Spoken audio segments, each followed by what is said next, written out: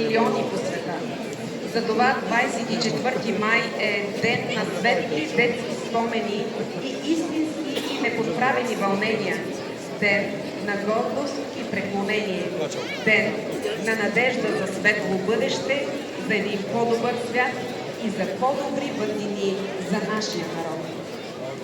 Следва тържествено издигане на знамето на Република България под звуците на националния химн в изпълнение на представителния духов оркестър на Военноморските сили на Република България.